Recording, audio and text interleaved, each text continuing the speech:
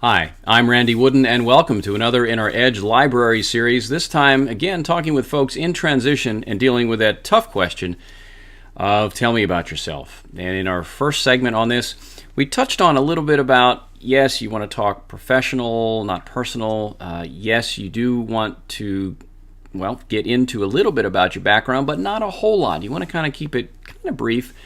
And also we mentioned a little bit about the value of asking a question at the end of your answer. Now in this segment we'll talk GEESE. It's an acronym I put together. I used to actually teach a class on job hunting. And it was kind of troublesome for people and kind of difficult for them to remember how to handle this question. I would talk about, you need to do this, need to do that. And actually, I was using a whiteboard and I started writing out some trigger points or some key phrases that would help them to remember where they were in their answer. And I noticed that E kept popping up and there was a G, and so anyway, I put together the acronym GEESE. I hope you can use it. I've taught with this for some time and it seems to work pretty well. It gives you a sense of structure. You know now how to handle the question and get in and get out, and that's kind of critical, is to get out of this thing without belaboring it. So here's the G, it's greeting. You want to come across as conversational, so it helps to be conversational. Don't just hit the play button and start with your answer. Acknowledge the person across the desk. Thank you for having me. I appreciate it. Glad to be here. Just something that says you're a human. You're not a robot. Now, the first E would be your education. Talk about education briefly if it benefits you. If you don't have the education that they're looking for, then don't come out and say, I don't have a college degree, but I wouldn't do that. Same thing with the major. If your major is something wholly apart from the sort of job you're applying for, then don't mention what you majored in. And we also, just so you know, for you folks in transition, we also touch on young professionals, on mid-career folks, and also baby boomers. And I would encourage you to also go there because that's where you're going to find a lot of content. You might be a mid-career person who happens to also be in transition. So you're going to really want to look at both of those two categories as you figure out what library series videos you'd like to take a look at. All right, so now we're into the answer. We've had greeting, we've had education. Now we're going to talk experience. And again, in transition folks could be anywhere from a recent college grad up through a baby boomer. What I want to try to do with my experience is talk in broad terms here. I have a little over 5, a little under 5 years. I have over 10. I have nearly 20, that sort of thing. And then of that, if there is a subset or a subgroup of that overall experience that's relevant to the job at hand, then I want to mention that. Let's use me, for example. I got out of college in '82.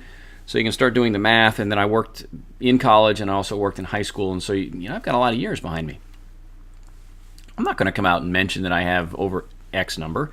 I'm going to pare it down a little bit, especially if my resume only reflects a certain number of years. So I might say I have over 20 years of experience, including, and then perhaps let's say over 10 in teaching and training, or over 10 in quality control, or whatever the job is that you're applying for. So that's how you handle the part about your experience.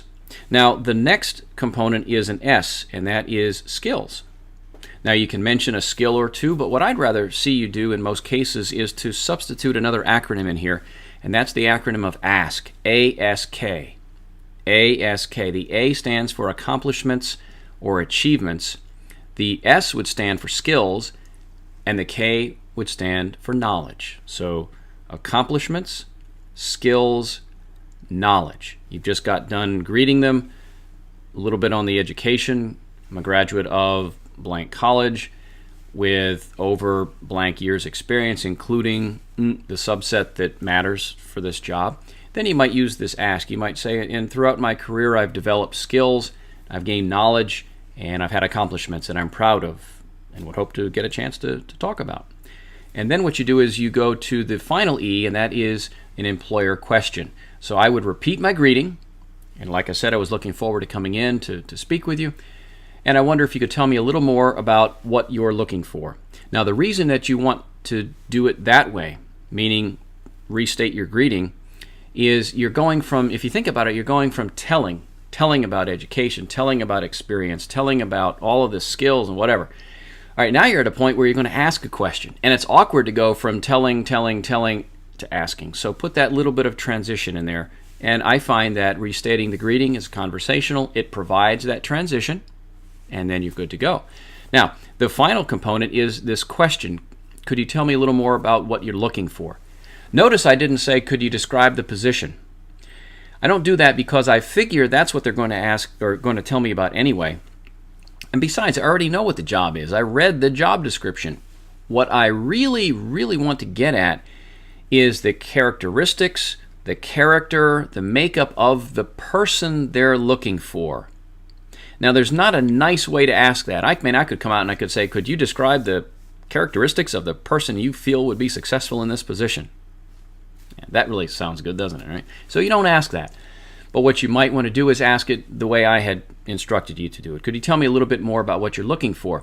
In the hopes that they might touch on those things. And those things could be things like somebody that works well within a diverse work culture or environment, somebody who's adaptable to change, somebody who's flexible, good, works well within a team, whatever they say. But those are characteristics apart from the nuts and bolts of the job duties. And I think the successful candidate will have to address not only the ability to perform the job, but also address those other concerns that the employer is looking for, again, those characteristics. And the sooner you can learn what those are, the better off you'll be.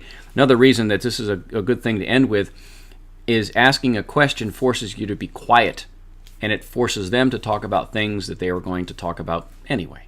And that's all good. It's going to wrap it up for this segment, talking with the In Transition folks, dealing with that Tell Me About Yourself question, Part 2.